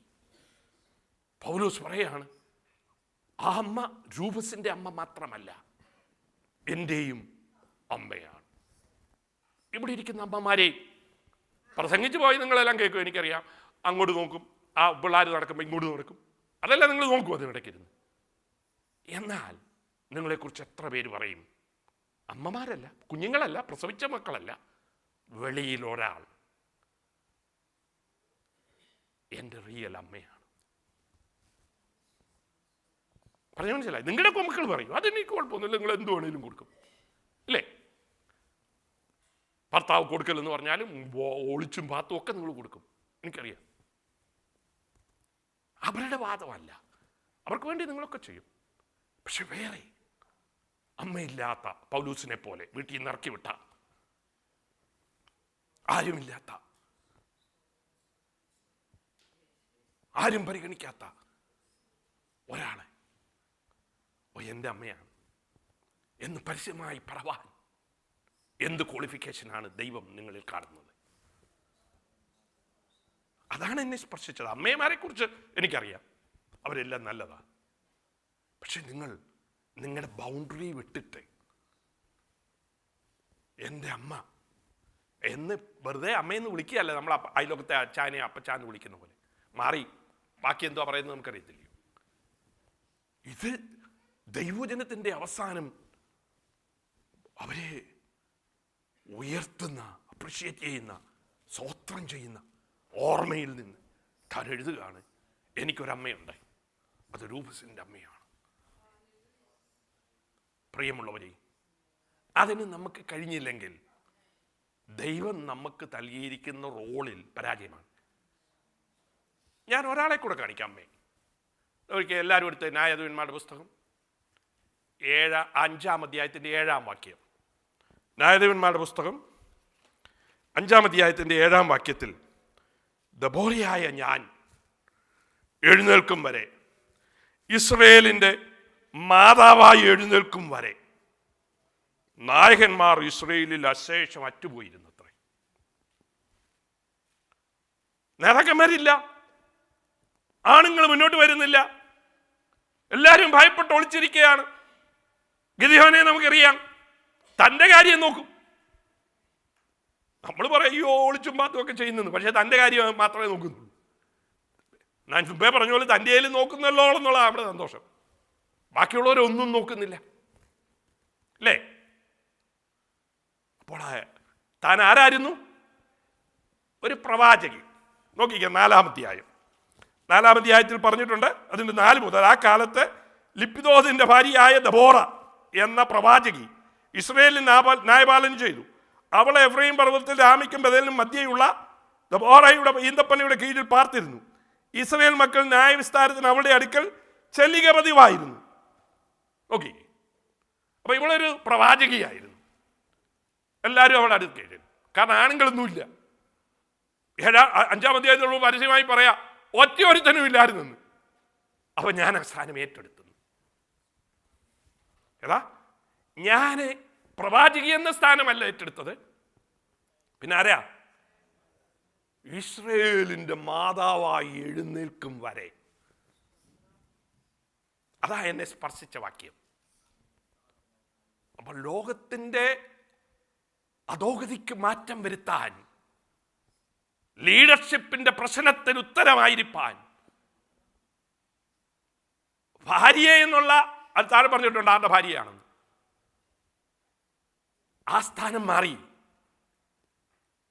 ഇവിടെ പൗലോസ് പറയുന്നത് എൻ്റെ അമ്മയോടാണെന്ന്. ഇവിടെ ദബോറ പറയുകയാണ് ഇസ്രയേൽ മക്കളുടെ അമ്മയായി ഞാൻ മാറിയെന്ന്. അപ്പം നിങ്ങൾക്ക് ഒരാളെങ്കിലും ആകാൻ പറ്റിയില്ലെങ്കിൽ എന്തോ അവസ്ഥയാണെന്ന് നിങ്ങൾ ആദ്യം ചിന്ത. അതിന് ഞാൻ ഒരാളെ കൊണ്ടുവന്ന് പിന്നീട് പറയാ, ഞാൻ ഇസ്രയേൽ മക്കൾ എൻ്റെ അടുക്കൽ വരുന്നവർക്കൊക്കെ ഒരമ്മയായിരുന്നു. അതല്ലേ അതിൻ്റെ അർത്ഥം? അതിൻ്റെ ഏറ്റവും നല്ല ഉദാഹരണം എന്തുവാ? ഈ മനുഷ്യൻ പറയാ എനിക്ക് തന്നെ പോകാൻ പേടിയാ. വലിയ വീരപരാക്രമശാലിയാ, യുദ്ധത്തിനൊക്കെ പോകുമ്പോൾ അറിയാം. പക്ഷേ അവൻ പറയാ എനിക്ക് പേടി. അതുകൊണ്ട് നീ എന്ത് ചെയ്യണം? നീ ഇവിടെ വരണം. നമ്മളാണ് എന്ത് പറയും? നിന്നെ ഏൽപ്പിച്ച ജോലി നീ ചെയ്യും, ഞാൻ എൻ്റെ ജോലി ഇവിടെ ഇരുന്ന് പ്രവാചകയുടെ ജോലി ചെയ്യാം. അങ്ങനല്ലേ നമ്മൾ പറയത്ത്? ഏലിശാ ഒരിക്കൽ പറയുന്നുണ്ട്, ഞാനേ തന്നെ ഒരു ഇസ്രയേൽ രാജാവിൻ്റെയും യഹൂദ രാജാവിൻ്റെയും കൂടെ വേറൊരു യുദ്ധത്തിന് പോകുമ്പോൾ വെള്ളമില്ലാതെ കഴിയുമ്പോൾ ഞാൻ യഹൂദ രാജാവിനെ മാനിച്ചത് കൊണ്ടാണ് വരുന്നതെന്ന് പ്രവാചകൻ എലിശ, എന്നിട്ട് കുഴി കുത്ത് വെള്ളം വരുമെന്ന് പറഞ്ഞ ആ കോണ്ടക്സ്റ്റിൽ. അപ്പോൾ ഇവനെ മാനിച്ചാണ് ഈ സ്ത്രീ പോകുന്നത്. സ്ത്രീകൾ അങ്ങനെ സാധാരണ ആ കാലത്തൊന്നും അങ്ങനെ പോകാറില്ല, പ്രത്യേകിച്ച് ഇപ്പോൾ പ്രവാചകി. പക്ഷെ അവൾ അമ്മയാകാൻ വേണ്ടി, കംഫോർട്ടാകാൻ വേണ്ടി, ജീവിതത്തിൽ ഒരു ഉത്തേജനം കൊടുക്കാൻ വേണ്ടി പ്രവാചകി അമ്മയായി താഴുകയാണ്. എന്തേ അമ്മയാകുമ്പോൾ എന്തും ചെയ്യണം. പ്രവാചകിക്ക് ഉപദേശം കൊടുത്താൽ മതി, ഞാനിവിടെ ഇന്ന് ഉപദേശിക്കുന്ന പോലെ അല്ലേ. അമ്മയാണെങ്കിൽ സകല പണിയും ചെയ്യണം, സമയം കളയണം, എല്ലാം ചെയ്യണം. ഞാൻ ഇസ്രയേലിൻ്റെ മാതാവായി എഴുന്നേൽക്കും വരെ എന്തില്ല, ഒറ്റ ഒരുത്തനെയും നായകന്മാർ ഇസ്രയേലിൽ അവിടെ ഇവിടെ ഉണ്ടായിരുന്നു. അങ്ങനെയാണോ? അശേഷമറ്റ് പോയി. ഇപ്പോൾ ഒരമ്മയുടെ സ്ഥാനം എന്താണെന്നാണ് എൻ്റെ പോയിന്റ്. അമ്മയ്ക്ക് മനുഷ്യനെ ഉയർത്തുവാൻ കഴിയും, ക്ഷീണിച്ചിരിക്കുന്നവനെ. അതുകൊണ്ടാണ് ദൈവം പറയുന്നത്, ഞാൻ അമ്മയെപ്പോലെ നിന്നെ ആശ്വസിപ്പിക്കുമെന്ന്.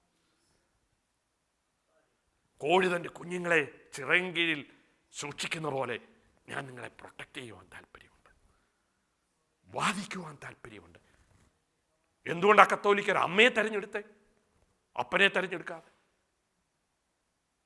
കാരണം അവർക്കറിയാം അമ്മയാണ് കുറച്ചുകൂടെ ആർദ്രതയുള്ള, എന്തും മനസ്സിലാക്കുന്ന, ഏതുമാകുന്ന. നിങ്ങൾ നിങ്ങളുടെ സ്വന്തം കുഞ്ഞുങ്ങളോട് അങ്ങനെയുണ്ടോ? പിന്നാട്ടെ അയൽവക്കത്തെ ആളോട്, പിന്നാട്ട് നാട്ടുകാരോട് അല്ലേ? ഇന്ന് പകൽക്കാലം ഇവിടെ ഇരിക്കുന്ന അമ്മമാരെ, നിങ്ങളുടെ മക്കൾക്കെങ്കിലും അമ്മയാകുക, ശരിയായി, നല്ലതായി, മാതൃകയായി, ദൈവം ആഗ്രഹിക്കുന്ന അമ്മയായി. അവിടെ കൊണ്ട് നിൽക്കണമെന്ന് ദൈവം ആഗ്രഹിക്കുന്നില്ല. ചിലരുടെ അമ്മയായി, ആ അമ്മയില്ലാത്തവരുടെ അമ്മയായി. പൗലോസിനെ വീട്ടിൽ നിന്ന് ഇറക്കി വിട്ടു, എല്ലാവരും വിട്ടു, ഭാര്യമാരെ പോയെന്ന ഐതിഹ്യം. അതുകൊണ്ട് എന്നെപ്പോലെ ജീവിക്കുന്ന നല്ലതെന്ന് താൻ പറയുന്നതെന്നാണ് പല സ്കോളേഴ്സും പറയുന്നത്. ഭാര്യയില്ല, അമ്മയില്ല, അപ്പനില്ല, എല്ലാവരും ഇറക്കി വിട്ടു. കാരണം വലിയ പ്രതീക്ഷയോടെ ഏറ്റവും വലിയ ഗമാലിയലിൻ്റെ കീഴിൽ പഠിക്കുവാൻ തർസോസിൽ നിന്ന് വീടെടുത്ത് ഇവിടെ താമസിക്കുക. അവസാനം ദൈവം വിളി കേട്ടു, അധികാരമുള്ളവനായി തീരേണ്ടവൻ. എല്ലാവരുടെയും ഇടിയും അടിയും പഴിയും കേട്ട് വരുമ്പോൾ വീട്ടുകാരെങ്ങനെ മാനിക്കും? എല്ലാവരും വിട്ടുപോയി. അവിടെ ഇതാ ഒരമ്മ. അതാരാ? പ്രതീക്ഷിക്കുന്ന വലിയ ആളൊന്നുമല്ല, ഒരു കറമ്പി അമ്മച്ചി.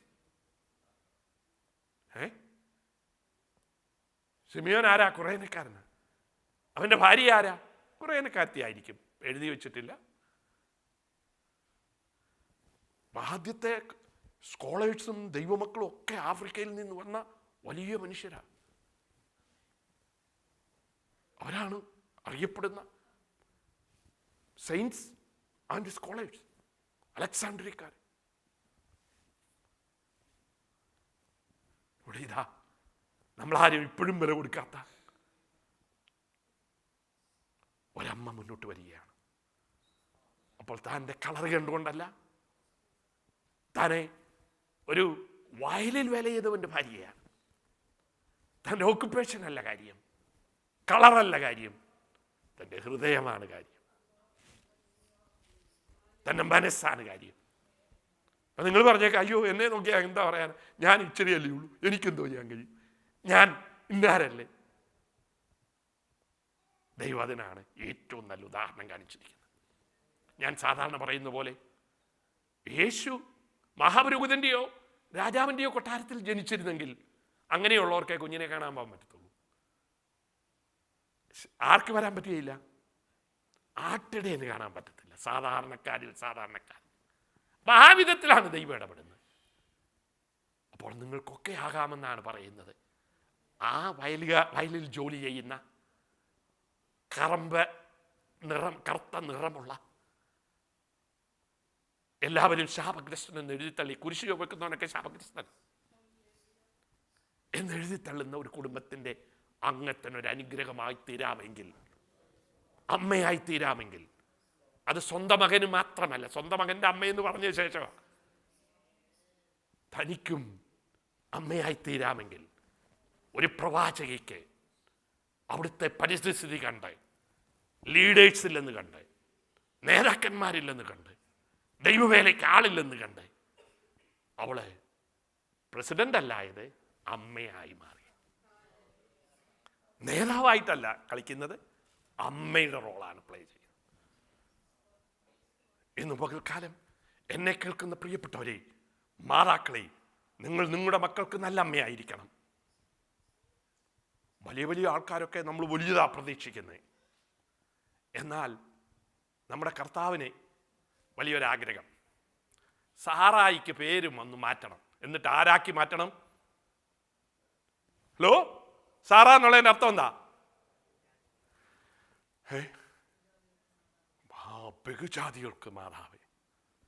തൻ്റെ സ്വന്തം കുടുംബത്തിൽ സ്വന്തം ഭർത്താവിനെ തൻ്റെ ആഗ്രഹപ്രകാരം തൻ്റെ മടിവിൽ പ്രസവിക്കാൻ വേണ്ടി തെരഞ്ഞെടുത്ത സ്ത്രീയുടെ മകനെ പോലും മകനായി കാണാൻ കഴിയാതെ അമ്മയായി പരാജയപ്പെട്ട ഒരു സ്ത്രീയാണ് ആരെ? സാറ. ഇങ്ങനെ കിഴിഞ്ഞു ചിന്തിക്കണോ പാസ്റ്ററെ? വേണോ? വേണം. ആരാ? വിശ്വാസികളുടെ പിതാവിൻ്റെ ഭാര്യ, ദൈവം നേരിട്ടിറങ്ങി വന്ന് സംസാരിച്ച് അനുഗ്രഹിച്ച സ്ത്രീയെ ദൈവം ആഗ്രഹിക്കുന്ന എന്താ? നേഷൻസിന്റെ മാതാവ്, ജാതികളുടെ മാതാവാകാൻ ആഗ്രഹിക്കുന്ന സാറ. എൻ്റെ രീതിയിൽ അബ്രഹാം ദൈവം കേട്ടിട്ട് പിറ്റേ ദിവസം ആഗാറിനെയും കൊച്ചിനെയും പറഞ്ഞു വിട്ടു. ദൈവം സാറായിക്കൊരു നല്ല മനസ്സുണ്ടായിരുന്നെങ്കിൽ ഒരു കഴുത നിറച്ച ആഹാരവും മിശ്രൈമിൽ ഇവിടെ വീട് വരെ ചെല്ലത്തക്ക രീതിയിലുള്ള സജ്ജീകരണമായി പറഞ്ഞു വിടുവാൻ തോന്നിയില്ല. പക്ഷെ തൻ്റെ മകൻ്റെ ഭാര്യയ്ക്ക് വേണ്ടി എന്താ പറഞ്ഞു വിടുന്നത്? എത്ര എത്ര എത്ര 10 ഒട്ടകം. അമ്മയുടെ വലിപ്പം കണ്ടോ? 10 ഒട്ടകം നിറച്ച സാധനം. ഇവിടെ എത്ര? അവരുടെ തലയിൽ പിടിച്ച് ഒരു വെള്ളവും ഇച്ചിരി അപ്പവും കൊടുത്തു വിട്ടു. അമ്മ, ദൈവം ആഗ്രഹിച്ച അമ്മ, പരാജയപ്പെടരുതെന്ന് ആഗ്രഹിക്കുന്ന അമ്മ, ദൈവം പേര് മാറ്റിയ അമ്മ, എല്ലാവർക്കും മാതൃകയായ അമ്മ. ഇങ്ങനെയാണ് നമ്മൾ പെന്തക്കോസുകാർ. എല്ലാവരും നോക്കിയിരിക്കുക നല്ലത് കാണാൻ. പക്ഷെ നമ്മുടെ കാര്യത്തിൽ നമ്മളെല്ലാവരും മിടുക്കരാ. 10 ഒട്ടകം വേണേലും കൊടുക്കും, അല്ലേ? പക്ഷെ നമ്മുടെ ജീവിതത്തിൽ ഉള്ളത് മറ്റുള്ളവരുടെ അമ്മയാകാൻ, ഒരമ്മയാകാൻ. ഇത് 2 സ്ത്രീകളുടെ മക്കളാ ഞാൻ പറഞ്ഞു.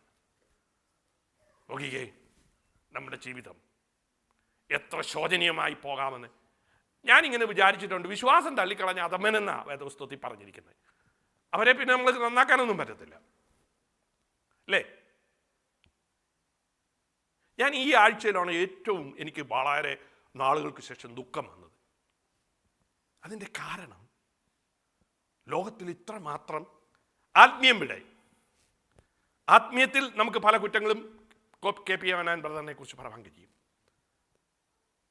പക്ഷേ സാമൂഹിക ജീവിതത്തിൽ മനുഷ്യർക്ക് ഉപകാരിയായ കേരളത്തിൽ ഇതുപോലൊരു മനുഷ്യനുണ്ടോ എന്ന് എനിക്ക് അറിഞ്ഞുകൂടാ. ആ മനുഷ്യൻ ഇങ്ങനെ മരിച്ചു പോയല്ലോ എന്ന് ഓർക്കുമ്പോൾ, ഞാൻ വായിച്ച ആർട്ടിക്കിളൊക്കെ 100 മൈൽ സ്പീഡിൽ വന്ന് ഇടിച്ചെന്നാണ് പറയുന്നത്. അത് ശരിയാണെന്ന് എനിക്ക് തോന്നുന്നു. നമ്മൾ ഹൈവേയിൽ 75 മൈൽ സ്പീഡിൽ പോലും 100 പോകാറില്ല പണ്ടോ. പിന്നെ 30 മൈൽ സ്പീഡുള്ള ചെറിയ സ്ട്രീറ്റിൽ കൂടെ അങ്ങനെ 100 പോകുന്നത് എനിക്ക് അറിഞ്ഞുകൂടാ. പക്ഷേ ആരോ വന്ന് ഭയങ്കര സ്പീഡിൽ ഇടിച്ചതാ, 100 ഇല്ലെങ്കിൽ പോലും. നമുക്കറിയാമല്ലോ ഇവിടെ താമസിക്കുമ്പോൾ 100 മൈൽ സ്പീഡിൽ പോകാമെന്നൊക്കെ പറയുന്നത്. 2 ആർട്ടിക്കിൾ ഞാൻ വായിച്ചു 100 മൈൽ സ്പീഡിൽ അടിച്ചെന്ന്. അതൊന്നും ശരിയായില്ലെങ്കിലും നല്ല ഇടി ഇടിച്ചു. പ്രതീക്ഷിക്കാത്ത സമയത്ത് ഇത്ര വലിയ മനുഷ്യൻ, അത് ഏറ്റവും നിയമവും ചട്ടവും പാലിക്കുന്ന ഇവിടെ ഇങ്ങനെയാണെങ്കിൽ നമ്മുടെ സ്ഥിതി ഓർത്തോണം. എന്തും ഏത് സമയത്തും സംഭവിക്കാം. നമ്മൾ വലിയ വീരവാദം പറയും. ഞാൻ ആരാണെന്നറിയാമോ? എൻ്റെ സാലറി അറിയാമോ? ഞാൻ എങ്ങനെയാണെന്നൊക്കെ നമ്മൾ വാചകം അടിക്കും. ഇത്രയേ ഉള്ളൂ മനുഷ്യ ജീവിതം. നമ്മുടെ ജീവിതം പുല്ലിന് തുല്യമാണ്, നിഴലിന് തുല്യമാണ്. നകളിക്കാൻ ഒന്നുമില്ല. നമ്മുടെ ജീവിതം വാദം പിടിക്കാൻ ഒന്നുമില്ല, വാദിക്കാൻ. അത് വെറും പുക പോലെയാണ്, ആവി പോലെയാണ്, നിഴല് പോലെയാണ്, കായ്വിരലിൻ്റെ നീളമേ ഉള്ളൂ എന്നൊക്കെയാണ് വേദപുസ്തകം പറഞ്ഞിരിക്കുന്നത്. പ്രിയമുള്ളവരെ, തൻ്റെ ആഗ്രഹപ്രകാരം തൻ്റെ മടിയിൽ ജനിക്കണമെന്ന് താൻ ആഗ്രഹിച്ച് ഭർത്താവിനെ ഇൻഫ്ലുവൻസ് ചെയ്ത് ഒരു വിവാഹം കഴിച്ച് ഉണ്ടായ മകനോടെ ജാതികളുടെ മാതാവാകാൻ തെരഞ്ഞെടുത്ത സാറ, നിങ്ങൾ നോക്കൂ എത്ര ദയനീയമായിട്ടാണ് പരാജയപ്പെടുന്നത്. ഇനി ഒരമ്മയോട് കാണിച്ച് ഞാൻ നിർത്താം. ഒന്നാമത്തെ അമ്മച്ചി ജീവനുള്ളവരുടെ ഒക്കെ മാതാവ്. 3-ാം അധ്യായത്തിൻ്റെ 20-ാം വാക്യം, ജെനിസിസ്. യെശയ്യാവ് നോക്കിയാൽ കാണത്തില്ല കേട്ടോ. ജെനിസിസ് 3:20. മറ്റേത് അതിൻ്റെ 17-ാം അധ്യായത്തില സാറയെക്കുറിച്ച് ജാതികളുടെ മാതാവാകുമെന്ന് പറഞ്ഞേക്കുന്നത്. 15-30. അവൾ എല്ലാവരുടെയും മാതാവാകണം, നന്നായി ഇടപെടണം. പക്ഷേ തനിക്ക് ആദ്യം ഒരു മകനുണ്ടായി. അവനെന്തോ പേര് പറഞ്ഞു? യഹോവയാൽ എനിക്കൊരു പുരുഷ പ്രജയെ ലഭിച്ചു. രണ്ടാമന് ഒരു പേര് കൊടുത്തു. അതിൻ്റെ അർത്ഥം വെറും കാറ്റെന്നേ ഉള്ളൂ, ഏബൽ. എന്താ, അവരുടെ ഇമ്പോർട്ടൻസ് വളരെ കുറവായിരുന്നു എന്നാണ് ഐതിഹ്യം പറയുന്നത്. മൂത്ത മകന് ഭയങ്കര പ്രാധാന്യം. അവൻ പറയുന്നത് അതുപോലെ കേൾക്കണം. അല്ലെങ്കിൽ ഇത്രയിരിക്കും, വയലി വരാൻ പറഞ്ഞാൽ വയലി വരണം, അവിടെ പോകണമെന്ന് പറഞ്ഞാൽ ഇവിടെ പോകണം. നല്ല കാര്യത്തിനാണെന്ന് ഓർത്ത് ചേട്ടൻ്റെ കൂടെ പോയതാ. 2 പിള്ളേരെ അപ്പോഴുള്ളൂ, പക്ഷെ അവർക്ക് ഒരുപാട് പിള്ളേരുണ്ട്. 930 വർഷം കണ്ട ആദം ജീവിച്ച് മക്കള് ഒരുപാടുണ്ടായെന്നാണ് എഴുതി വെച്ചിരിക്കുന്നു. പക്ഷേ അമ്മയുടെ പരിപാടി അതോടുകൂടി തീർത്തു. പിന്നൊന്നും പറഞ്ഞിട്ടില്ല കേട്ടോ. 4-ാം അധ്യായത്തിൽ ആ ഒറ്റ വാക്യത്തിൽ കൊണ്ട് തീർത്തു. പിന്നെ എവിടെയെങ്കിലും ചരിത്രമുണ്ടോ? പിന്നെ തീർന്നു. ഒരു വേട് പോലും ആ അമ്മയെക്കുറിച്ച് പറയുന്നില്ല. എല്ലാവരുടെയും മാതാവ്, നേഷന്റെ മാതാവ്, ഇസ്രായേൽ മക്കളുടെ മാതാവായി തീർന്നവൾ. അവൾ ആരുടെയും മാതാവല്ല. ഒരു കൊച്ചിൻ്റെ പേര് പറയുന്നില്ല. ആരുടെ? ദബോറയുടെ ഒരു കൊച്ചിൻ്റെ പോലും പേര് വേദപുസ്തകത്തിൽ പറയുന്നില്ല. പക്ഷേ അവളെ എല്ലാ ജനം കൂടെയും മാതാവായി മാറി. വേറൊരാളുടെ മാതാവാകാൻ കഴിയും എന്ന് യേശു തെളിയിച്ചു. യോഹന്നാനെ വിളിച്ചിട്ട് പറഞ്ഞു, ഇതാ നിന്റെ അമ്മ, ഇതാ നിന്റെ മകൻ. അപ്പോൾ കർത്താവ് അതൊരു ഉദാഹരണം കാണിച്ചുകൊണ്ട് നിങ്ങൾക്കും ആകാം മാതാവ്, നിങ്ങൾക്കും മറ്റുള്ളവരെ മക്കളായി കാണാം അല്ലേ എന്ന് പോയ കാലം. ഞാനൊരു വാക്കുകൾ നിർത്തുവാൻ പോകുകയാണ്. അമ്മമാരെ, നിങ്ങൾ നിങ്ങളുടെ മക്കൾക്കെങ്കിലും നല്ല മാതാവാകുക. അവിടം കൊണ്ട് ദൈവം നിർത്തുന്നില്ല. നിന്നത് യോഹന്നാൻ്റെ അമ്മയാകാൻ കർത്താവ് തിരഞ്ഞെടുത്തത് ആ അമ്മയാണ്. അമ്മയുമാകാം, മക്കളുമാകാം. ഒരു ജനത്തിൻ്റെ തകർച്ച കണ്ടുകൊണ്ട് പ്രവാചകി അമ്മയായി മാറി. അവരുടെ സ്ഥിതി മാറുന്നു, അവരുടെ അവസ്ഥ മാറുന്നു, അവരുടെ അരോചകത്വം മാറുന്നു, അവരുടെ സ്ലേവറി മാറുന്നു, എല്ലാത്തിനും മാറ്റം വരുന്നു. എന്നാൽ എല്ലാവരും പുകഴ്ത്തുന്ന സാറ പരാജയപ്പെടുന്നു, ഈവ് ഹവ്വ പരാജയപ്പെടുന്നു. എന്ന് പകൽക്കാലം നിങ്ങളെ കാണുക. നിങ്ങൾക്ക് നിങ്ങളുടെ മക്കൾക്ക് വെളിയിൽ ഒരാളെങ്കിലും ആത്മാർത്ഥമായി എൻ്റെ അമ്മ എന്ന് പറയുവാനുള്ള ജീവിതശൈലിയാണോ, സംസാരമാണോ, ചിന്തയാണോ, ജീവിതം അവരുടെ മുമ്പിൽ പ്രദർശിപ്പിക്കുന്നത് എന്ന് ചിന്തിക്കാം. നമുക്ക് കണ്ണുകളടയ്ക്കാം. നമ്മുടെ ജീവിതം എങ്ങനെയുണ്ട് എന്നൊന്ന് കാണാം. അമ്മമാരെ, നിങ്ങളെക്കുറിച്ച് ദൈവം വലുതാ പ്രതീക്ഷിക്കുന്നത്. നിങ്ങളൊരമ്മയായിരിക്കുമ്പോൾ ദൈവം നിങ്ങളെ അനുഗ്രഹിച്ചതുകൊണ്ടാണ് നിങ്ങൾ അമ്മയായത്. ഒരുപാട് സ്ത്രീകൾക്ക് അമ്മയാകണമെന്ന് ആഗ്രഹമുണ്ട്, കഴിയുന്നില്ല.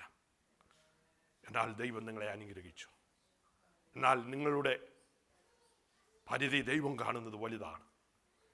ചിലർക്ക് അമ്മയാകാൻ, നാടിനമ്മയാകാൻ, ജാതികൾക്ക് അമ്മയാകാൻ, എല്ലാവരുടെയും അമ്മയാകാൻ, അറ്റ്ലീസ്റ്റ് ചിലരുടെയെങ്കിലും അമ്മയാകാൻ. റൂഫസിൻ്റെ അവൻ്റെ അമ്മയും എൻ്റെ അമ്മയും നമുക്ക് കണ്ണുകൾ അടയ്ക്കാം. ഒരു നിമിഷം നമ്മളെക്കുറിച്ച് കാണാം. എന്നെ ആരെ ആത്മാർത്ഥമായി ഒരമ്മയെ പോലെ കാണുന്നുണ്ട്? എൻ്റെ ജീവിതം കർത്താവിൻ്റെ സന്നിധാനത്തിൽ ഒരമ്മ എന്നുള്ള നിലയിൽ ഞാൻ എങ്ങനെയാണ് ഇടപെടുന്നത്? നമുക്ക് പ്രാർത്ഥിക്കാം. ജേക്കബ് ചെറിയ പ്രാർത്ഥിച്ചാൽ.